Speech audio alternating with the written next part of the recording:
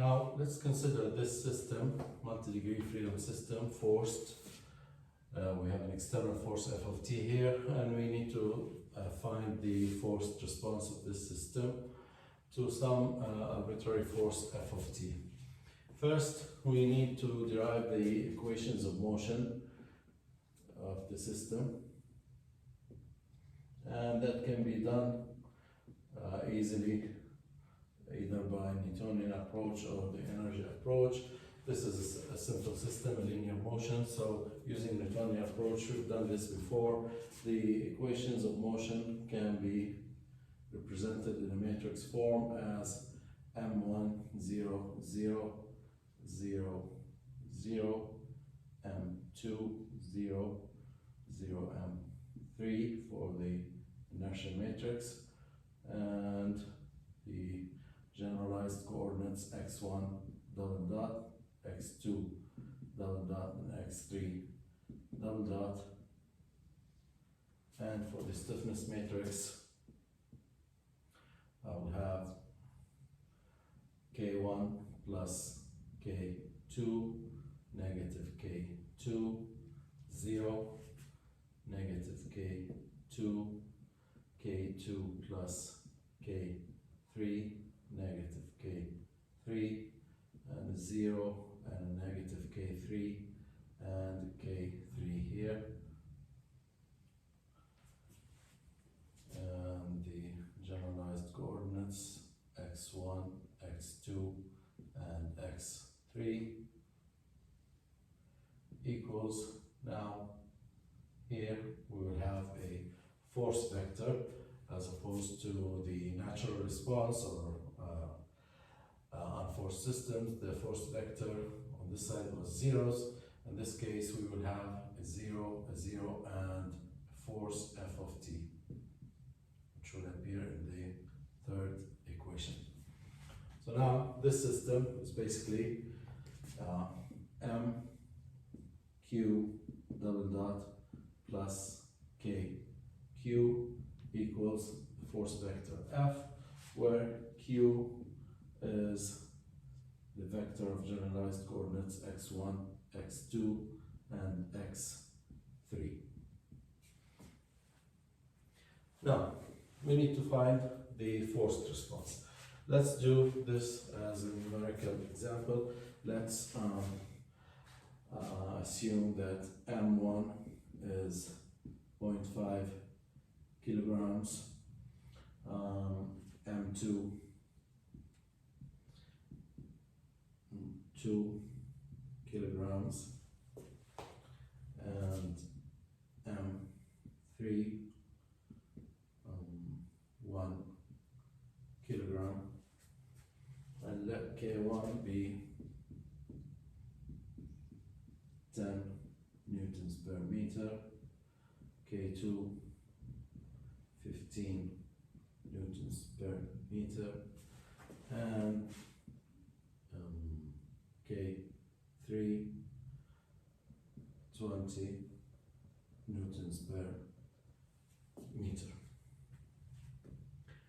So now I can find my inertia and stiffness matrices as m equals 0.5, 0, 0, 0, 2, 0, 0, 0, 1, and the stiffness matrix K is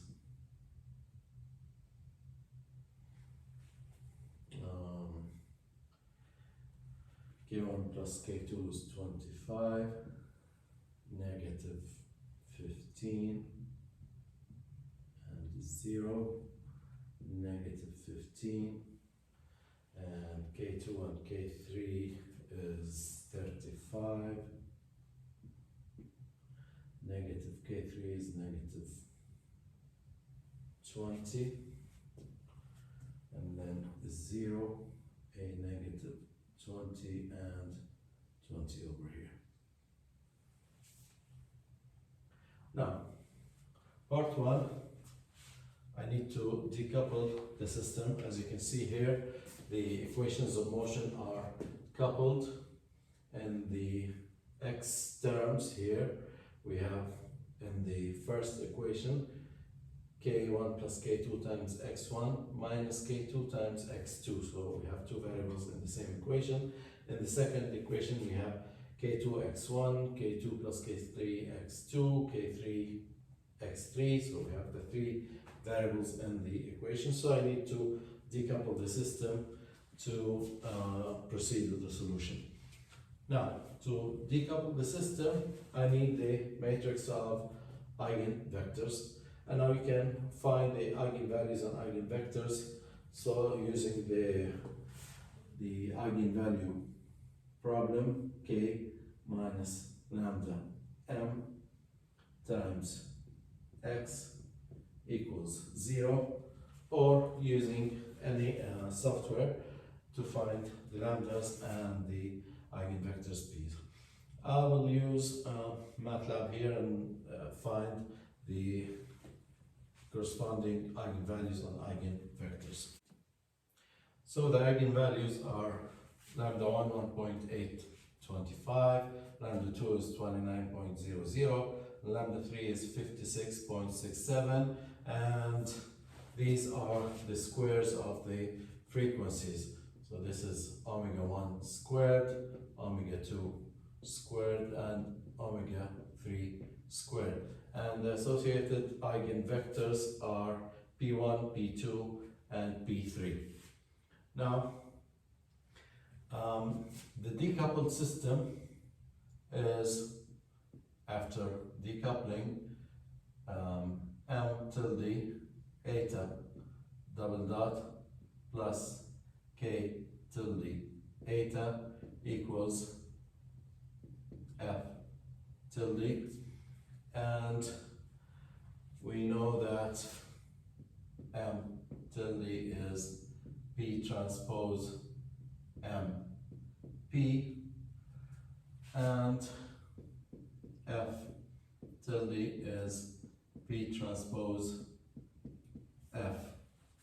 And we also said that after decoupling I will have eta I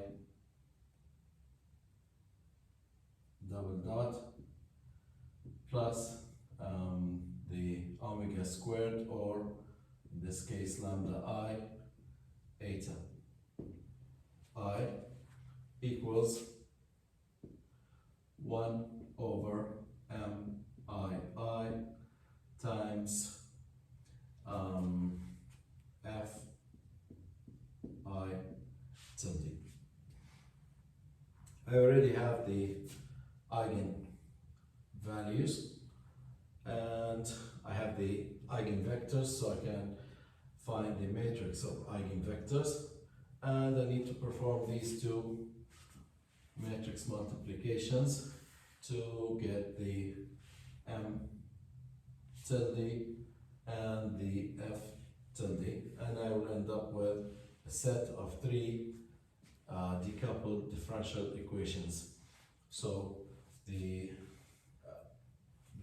P matrix, the matrix of eigenvectors, is going to be these eigenvectors augmented together: 0.3375, 0.5065, and 1.277. And next we will have 0.5419 is 0.3545, and a negative 0.2839, and finally 0.5964, a negative 0.7876 and a 0.1548. So this is the matrix P. Now you have to substitute the matrix P and its transpose over here, and the matrix M is right here. The force vector F is right here. So you can either do the multiplication manually or use any software package. I'm going to do the multiplication using MATLAB, and the result will be P transpose M P is going to be 1 0 0 0 1 0 0 0 1, and this is because MATLAB actually normalizes the eigenvectors based on the inertia matrix. So if you use MATLAB, you will always end up with P transpose MP equals the identity matrix, but using your own eigenvectors or eigenvectors determined by other software packages, you might end up with different numbers for the M tilde, but it will still be diagonal. Now, for P transpose F, I will have 0.5964 and negative 0.7876 and 0.1548, all multiplied by f of t, and f of t. So that's because my force vector is right here, 0, 0 and f of t. So my equations, which are here, the decoupled equations, I will have 3 of those. I will have eta 1 double dot plus lambda 1, which is 1.825 lambda 1 equals 1 over m11 tilde, and that's 1, so 1 over 1 is 1, and f1 tilde is 0.5964 f of t. The second equation will be eta 2 double dot plus the eigenvalue lambda 2 is 29.00 eta 2 equals f2 tilde, which is negative 0.7876 f of t. And finally, the last equation is eta 3 double dot plus third eigenvalue is 56.67 eta 3 equals